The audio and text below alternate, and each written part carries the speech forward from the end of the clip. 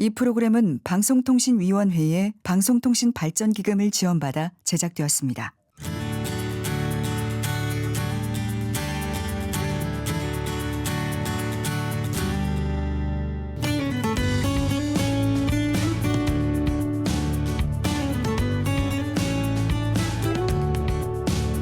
KBS 라디오 광복 80주년 특별기획 위대한 나라 위대한 국민.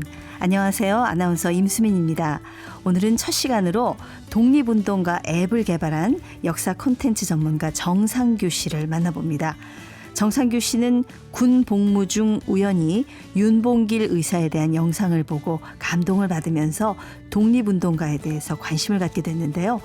관련 자료를 정리하면서 알게 된 우리 민족의 숨은 영웅들을 많은 국민들이 기억할 수 있도록 독자적인 앱까지 개발했습니다. 역사 콘텐츠 전문가 정상규 씨 지금 만나봅니다.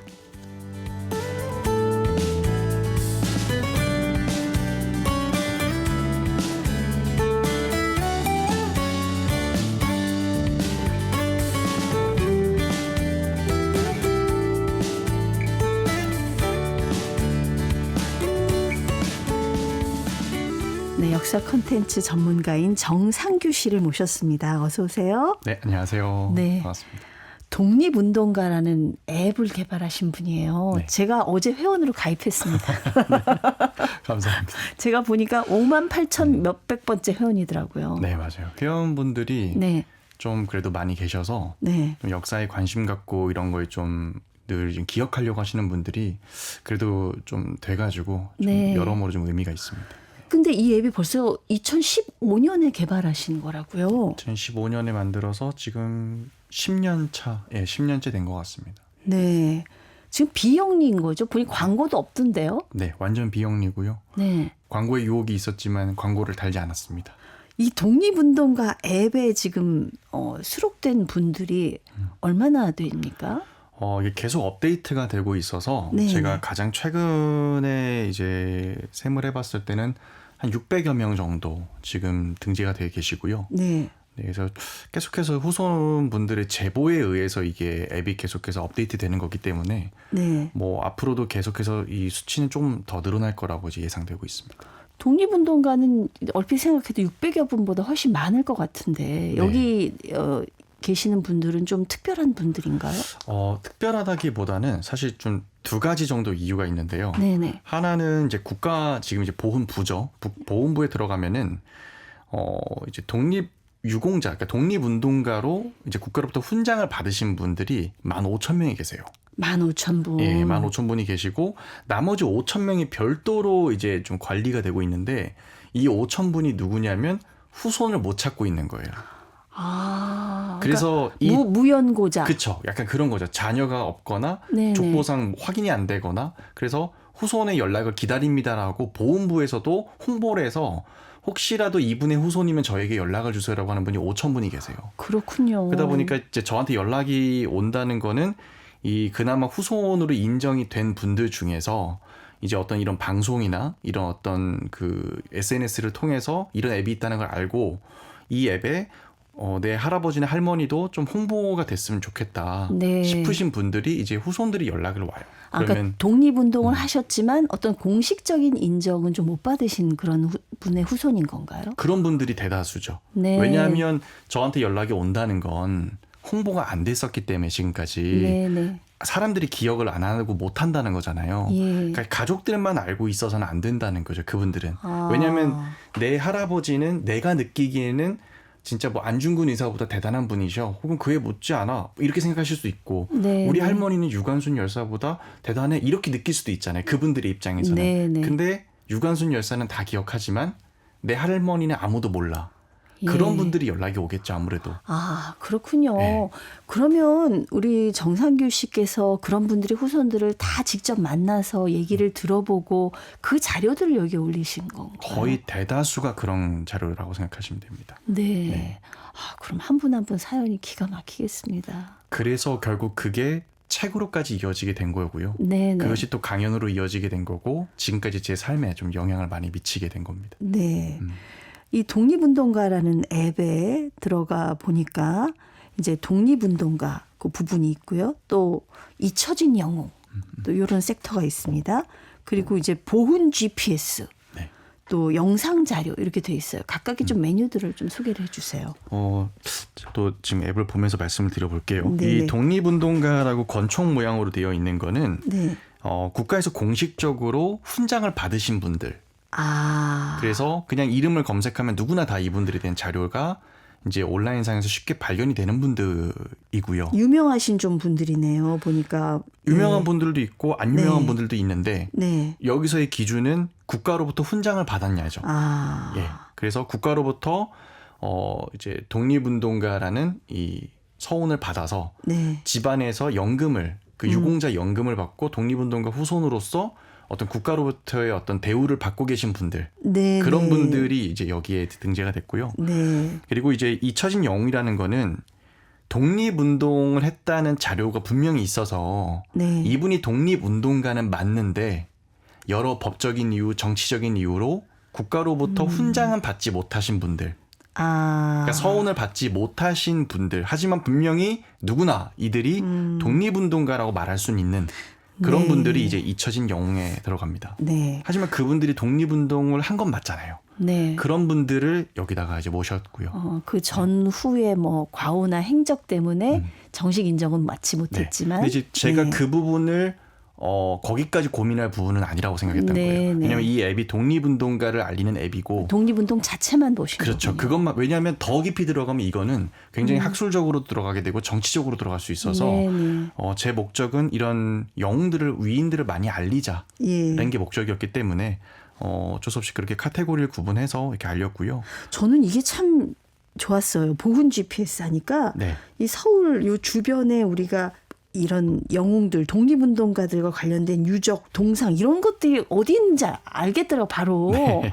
어머 이런 게 있었네 싶었어요. 사실 이거로 제가 특허를 이 앱을 받았어요. 아 그러셨군요. 이제 왜냐하면 저는 이거를 이제 비영리로 그냥 이제 국민들의 어떤 역사 의식 그런 네. 독립 정신과 관련돼서 그냥 국가관이 바로 잡히고 국민들이 애국심이 생긴다면 좋겠다 싶어서 비영리로 만들다 보니까 좀 이러한 플랫폼이나 이러한 비즈니스는 비영리로 꾸준히 이거를 유지하고 싶다는 생각이 들더라고요. 네. 그래서 사실 또 특허를 만든 거기도 해요. 네, 네. 그러니까 이거를 특허를 가짐으로써 어떻게 보면은 이런 독립운동 가지고 어떻게 보면 돈 버는 그런 사업들을 좀 막고 싶었던 그 당시에 좀 마음도 있었고요. 네. 그리고 이 보훈 GPS라는 거는 이 특허 자체가 사실 우리가 독립운동 사적지라고 한다면 굉장히 범위가 여러 가지가 있어요.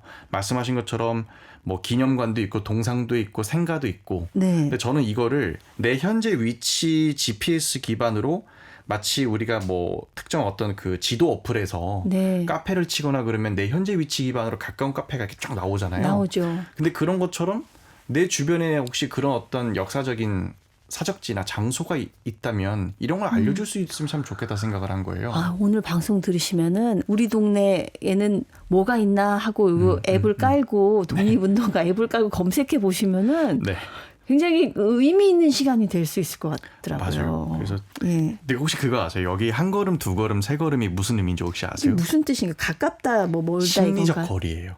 그러니까 우리가 동상을 찾아가는 거는 네. 그냥 우리가 살고 있는 이 어떤 장소에서 그렇게 멀리 있지 않은 곳에 그러니까 예를 들어서 서울역 앞에도 동상이 있어요. 서울역 앞에 어느 분 동상이? 강우규라는 선생님의 동상이 있어요. 강우규 열사. 네네. 그분이 폭탄 맞아요. 던지신 분이잖아요. 조선 총독 사이토 마코토 총독에게 당시 폭탄을 던졌던 한의사 출신의 독립운동가세요.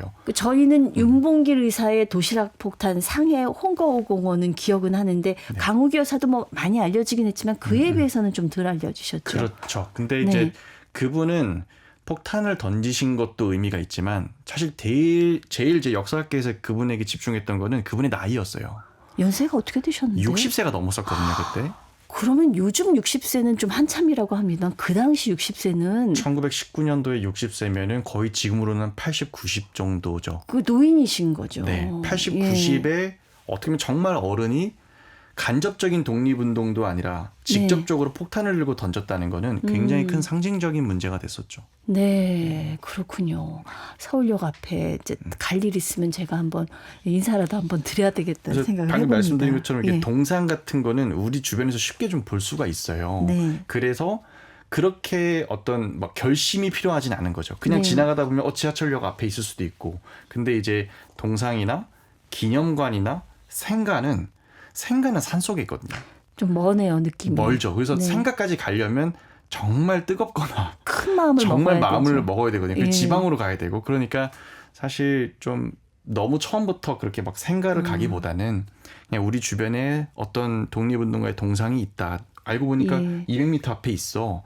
알고 보니까 지하철역 두 정거장만 가면 기념관이 있었네.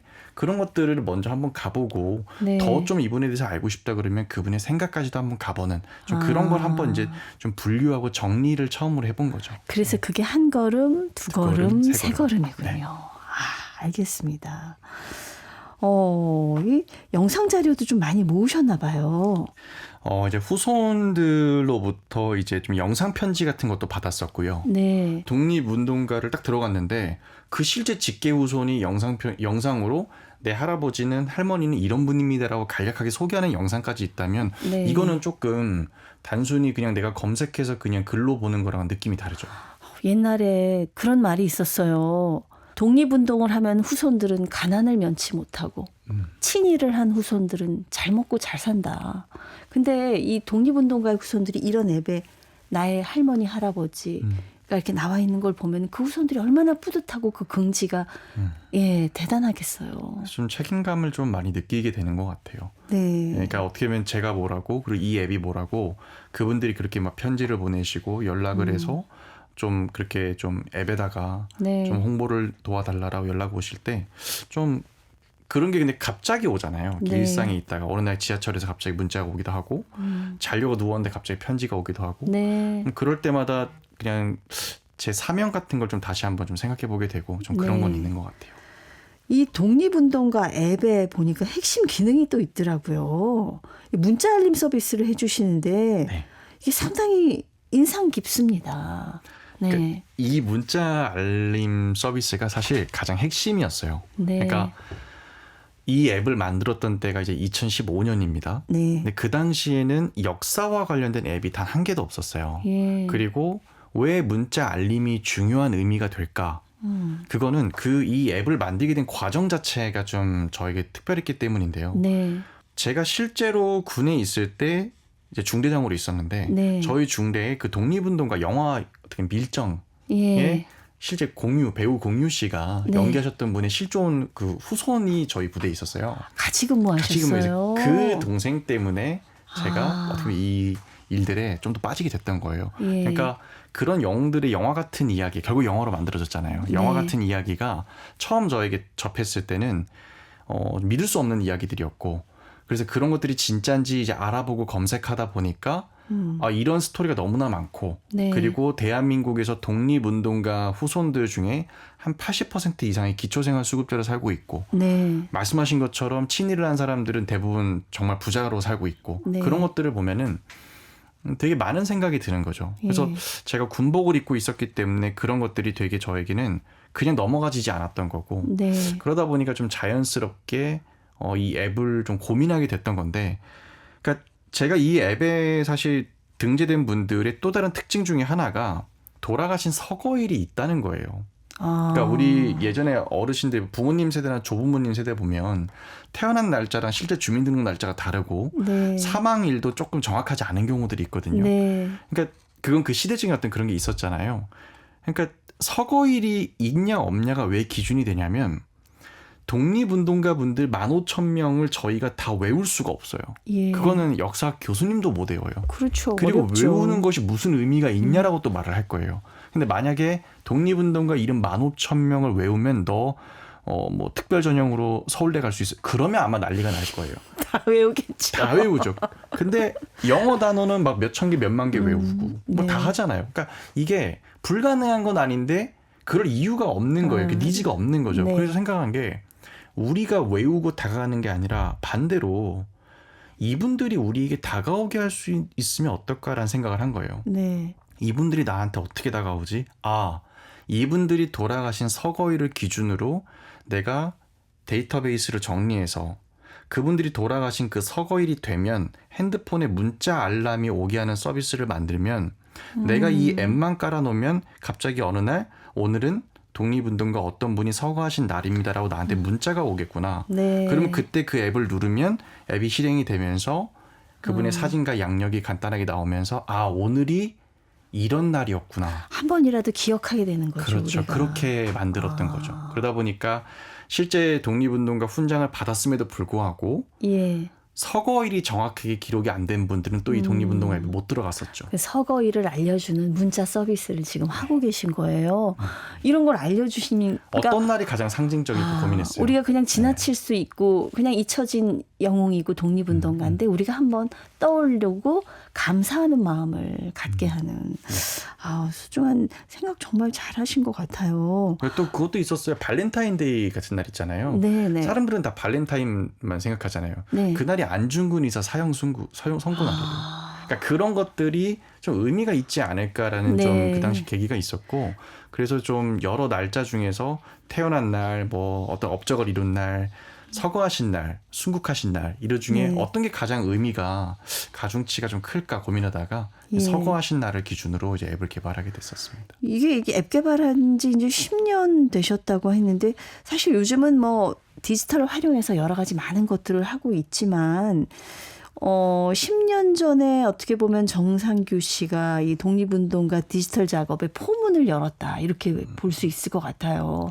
없었어요. 네. 이게 아무도 그러니까 앱을 개발한다는 것 자체도 그렇게 접근성이 쉽지가 않았고, 예. 그리고 말씀드린 것처럼 역사와 관련된 앱은 전혀 없었기 때문에 네. 사실 이런 앱을 만드는 게 그렇게 어려운 기술은 아니거든요. 지금은 더 쉽고요. 결국 그거였어요. 이게 수익성이 없으니까 돈이 안 되니까 만드는 기술은 이제 전공자들 입장에서는 그렇게 어려운 일은 아니에요. 네. 그 자료를 모으는 게 어려운 거지. 네. 이걸 기술적으로 개발하는 건 어려운 게 아닌데 이제 예. 돈이 되지 않으니까 이제 아무도 안 만들었던 그런 때에 제가 아까 말씀드린 것처럼 군복을 입고 있었고 예. 저희 부대에서 그런 동생을 실제 만난 인연이 있었고 그러다 보니까 좀 이런 개발까지 이어지게 됐던 거죠.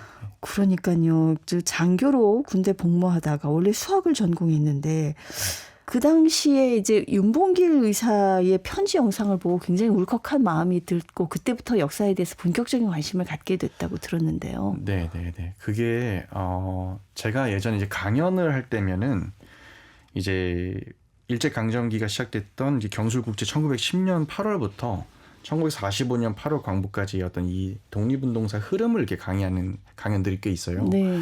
근데 그 강연을 할 때마다 꼭 나오는 것이 이제 윤봉길 의사인데 정확히 말하면 윤봉길 의사가 남긴 편지거든요. 네. 근데 그 편지가 교과서에는 이제 그 자신의 두 아이에게 남긴 편지만 나와요. 네. 그래서 그것이 이제 한국사 검정 시험에도 그 부분까지만 나와요.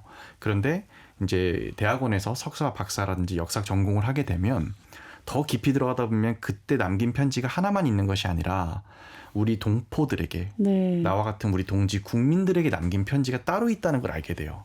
근데 그 편지를 제가 보게 됐어요, 그때. 네. 근데 그 편지를 보고 제가 오열을 하게 된 건데 저는 그때까지만 해도 독립운동가라고 한다면 저하고는 되게 다른 사람이라고 생각했어요. 네. 이분들은 타고난 사람들이야. 이분들은 영웅이야. 이분들은 되게 용감한 사람들이고 불의를 보면 못 참는 그런 사람들이야. 막 약간 뭐랄까요, 요즘으로 따지면 약간 무슨 마동석 배우 같은 막 그런 약간 다혈질의 혈기왕성하고 네. 불의를 보면 못 참고 그런 느낌으로 이분들을 합리화했던 것 같아요. 왜 나는 그렇게 못하니까. 네. 그러니까 저만의 어떻게 보면은 그분들을 보면서 좀 그렇게 좀 구분했던 게 아닌가 싶었는데 그 편지에 어떤 내용이 나오냐면 살고 싶다라고 나와요.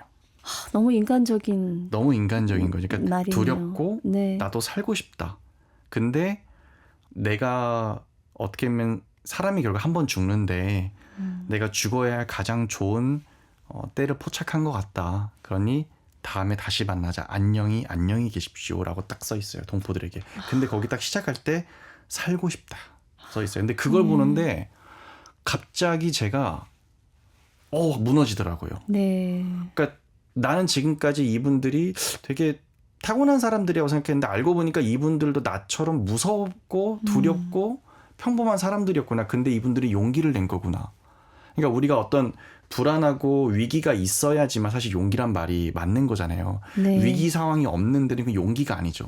두렵고 무섭지만 그럼에도 불구하고 뭔가를 할 때 우리가 용기 있는 선택이라고 하잖아요. 네. 그러니까 이분들은 정말 용기 있는 선택을 했기 때문에 그 선택으로 인해서 이분들이 위대한 영웅이 된 거구나. 네. 타고난 영웅이 아니라 이분들이 위대한 선택을 한 분들이구나. 좀 그런 것들이 그때 깨달음이 오면서 좀 되게 제 스스로가 부끄럽다고 느껴서 많이 네. 울었던 것 같습니다. 그 영상이 사실 정상규 씨의 인생 방향을 바꿨습니다. 그 독립운동가 앱도 개발해서 지금까지 유지를 하고 관리를 하고 계십니다만 지금 이제 역사학으로 완전히 방향을 바꿨어요. 아니 그러니까 이게 예. 20대 때 예를 들어서 어떤 단체를 만들고 어떤 뭐 봉사활동을 하고 이러면은 그냥 사실 그냥 하는 것 자체가 의미가 있잖아요. 네. 근데 이게 30대가 되고 이제 40대가 되고 이렇게 하니까 어느 순간 좋은 일을 해도 전문성과 네. 혹은 법적인 책임과 여러 가지 많은 어떤 문제가 생길 때가 있더라고요. 예를 들어서 저의 독립운동가 앱에 이제 등재를 위해서 후손이라고 해서 연락이 오신 분들이 있었어요, 옛날에. 네. 근데 그분들이 저에게 보내주신 자료를 봤는데 이 자료대로라면 이분은 독립운동가가 맞아요. 예. 그래서 이분은 제가 당연히 이건 등재해드려야 됩니다 했는데 그게 다 조작된 가짜 자료였어요. 아. 그러니까 가짜 독립운동가 후손이 예. 연금을 받으려고 그런 일도 있을 수가 저한테 있겠네요. 시체말로 사기꾼들이 다가오기도 했던 거예요. 그러니까 아. 상상할 수 없는 네. 정말 인류애가 사라질 수 있는 그런 어떤 일들도 겪으면서 제가 깨달은 게 내가 공부해야겠다. 전문성을 내가 가져야 되겠다. 맞습니다. 배워야겠다. 그래서 제가 역사, 석사, 박사를 뒤늦게 하게 됐던 거예요. 네, 이제는 뭐 역사학을 연구하는 학자가 되셨습니다. 하다 보니 그랬습니다. 네. 사실 앱을 개발하는 건 그렇게 어렵지 않았다. 하지만 그 자료들을 모으는 일이 굉장히 어려웠다. 이런 말씀을 하셨어요. 어떻게 모으셨어요, 다? 감사한 것은 네. 사실 우리가 어떤 자료를 찾는다는 건 누군가가 그 자료를 디지털화했기 때문에 검색 엔진에 나오는 거거든요. 네. 근데 사실 정말 많은 자료는 디지털화되어 있지 않은 자료가 더 많아요. 그래서 그런 자료들은 실제로 일본에 있는 뭐 국회 도서관이나 공문서 사료관이나 외무성 이런 데 지하 수장고에 있는 자료가 더 많아요. 네. 그래서 실제 자료를 찾다 보면 일본에 출장을 가기도 하고 러시아에 가기도 하고 중국에 가기도 했었어요. 네. 그러니까 결국은 그런 경비부터 여러 가지가 다 제가 이게 비영리로만 이 일을 하다 보니까 그런 부분에서 현실적으로 어려운 부분들이 있었고요. 또 두 번째는 이것이 이제 당시에는 제가 무슨 역사학 전공자도 아니었고 역사를 전문적으로 했던 그런 교수님들도 아니었기 때문에 이 자료를 전문적으로 찾는 기술도 또 당연히 딸렸겠죠. 네. 그래서 제가 당시에는 이제 역사 교수님들께 자문을 구하면서 제가 방송을 통해서 KBS라든지 다양한 이런 공중파 방송에서 인연이 됐던 그 당시에 무슨 뭐 독립기념관의 학예사님들이라든지 네. 뭐 독립운동사 전공인 교수님이라든지 이런 분들께 조언을 얻으러 다니면서 이 자료를 또 모았었고요. 네. 근데 이제 감사한 것은 이제 2020년 전까지는 이제 방송이라든지 언론에서 인터뷰라든지 방송이 좀 많이 잡혔었어요. 네. 그러다 보니까 그 방송을 보신 수많은 분들이 또 자연스럽게 홍보가 되면서 네. 독립운동가 후손분들이 제보가 들어왔고 저는 그분들과 소통하면서 이게 어떻게 보면 자연스럽게 제보를 받아서 어디에도 없는 그런 집안에만 있는 유서라든지 뭐 족보라든지 이런 것들을 이제 사진을 찍어가지고 저한테 전송해 주시고 이런 네. 것들을 좀 구할 수 있었죠. 그런 많은 자료들을 가지고 책도 여러 권 내셨더라고요. 잊혀진 영웅들, 독립운동가, 또 알려지지 않은 분들, 서운받지 못한 분들의 사연을 모아서 독립운동 맞습니다 출간하시고 최근에는 독립운동사랑 관련된 책도 지금 쓰고 계시다고요. 그러니까 제가 이제 이 독립운동가 앱을 운영하면서 네. 제보를 받았던 분들이 사실 너무나 영화 같은 분들이 많았었어요. 네. 그래서 이 인문 분야의 어떤 출판사인데 거기서 잊혀진 영웅들 독립운동가가 제 첫 역사책이 나왔고요. 네. 그러니까 그 책에 나온 인물들은 이 독립운동가 앱에서 가장 근거 자료가 확실하고 네. 가장 영화화될 수 있을 법한 인물들, 스토리와 서사가 있는 분들을 제가 추려서 67명이었던 것 같아요. 네. 그분들을 이제 책으로 냈던 것이고, 근데 그 책이 이제 베스트셀러가 되면서 네. 그러면서 전국적으로 더 많은 제보가 들어와서 그 제보를 모아서 그 다음 년도 또 책을 냈고, 네. 그렇게 해서 이제 역사책을 이제 4권을 출간을 했었고요. 네. 전부 다 그렇게 인물사입니다. 네. 알지 않은 이 영웅들에 대한 인물사를 출간했고, 또 최근에는 또 영화 시나리오를 지금 준비하면서 네. 독립운동 관련된 영화를 지금 이제 제작하려고 네. 지금 소설을 지금 썼고 지금 탈고하고 있습니다. 같이. 어떤 소재인지 잠깐 힌트 주시면. 헤이그라는 주제입니다. 헤이그. 이준 열사. 예, 이준, 이상설, 이휘종 그 네. 세 명의 헤이그 특사에 대한 이야기를 지금 썼고요. 네, 네. 근데 그 세 명에 대한 이야기는 사실 지금까지 좀 다루려고 시도했던 분들은 좀 계세요. 네. 뮤지컬도 있었고. 근데 이제 아무래도 이쪽에 있는 업계 분들은 다 아시는 게 뭐냐면 자료가 너무 없어요. 아. 그래서 1인칭 시점으로 뭔가를 표현하기가 거의 불가능했었어요. 네, 아주 파편적인 것만 파편적인 것만 남아있으니까. 나오니까 좀 논문 같은 거 형태로만 많이 있지. 네. 좀 어떻게 보면 정말 어떤 창작의 수준으로 말하기에 저작권을 어떤 주장할 수 있는 그 정도의 작품이 거의 나오지 않았었던 거죠. 근데 제가 10년 동안 이 일을 하면서 러시아 현지에서 그 헤이그 특사의 후손들로부터 받은 자료와 네. 또 최근에 러시아에서 이제 왜 그런 거 있잖아요. 국가마다 이제 극비 문서였다가 몇십 년이 지나면 공개되는 그런 자료 있잖아요. 네네. 그런 게 공개돼서 제가 또 받은 자료와 그런 것들을 통해서 그날의 진실에 대해서 좀 더 입체적으로 볼 수 있는 자료가 발견됐고 네. 네덜란드 현지에서 전혀 예측하지 못했던 종교사 예. 쪽에서 또 어떤 박사 논문에서 헤이그와 관련된 어마어마한 자료가 나와서 이것들을 토대로 지금 처음으로 1인칭 시점에서 네. 지금 이제 소설을 썼고 지금 그거를 이제 영화화 준비하고 네. 있습니다. 그때 헤이그에서는 어떤 일이 있었는지 네. 영화로 빨리 만나볼 날을 기대해 보겠습니다. 앞으로 하실 일이 무궁무진하시네요. 네.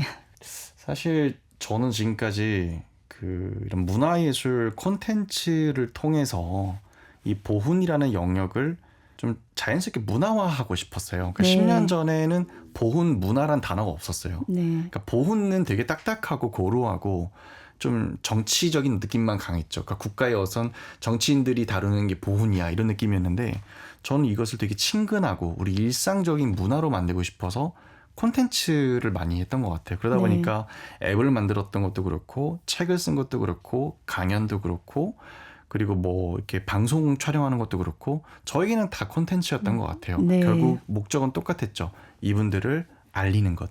네. 최대한 많은 분들에게 알리는 것. 그래서 함께 알렸다고 저는 생각을 하고요. 예, 멋진 콘텐츠를 통해서 우리 국민들이 좀 역사에 대한 올바른 인식을 갖는데 많은 도움을 주셨으면 좋겠습니다. 오늘 말씀 감사합니다. 네, 감사합니다. 네, 오늘 한번 그 앱 깔아보시고 한번 들어가 보셔도 좋을 것 같습니다. 무료입니다. 독립운동가 앱이요. 독립운동가 앱을 개발해서 운영하고 있는 역사 콘텐츠 전문가 정상교 씨와 함께했습니다.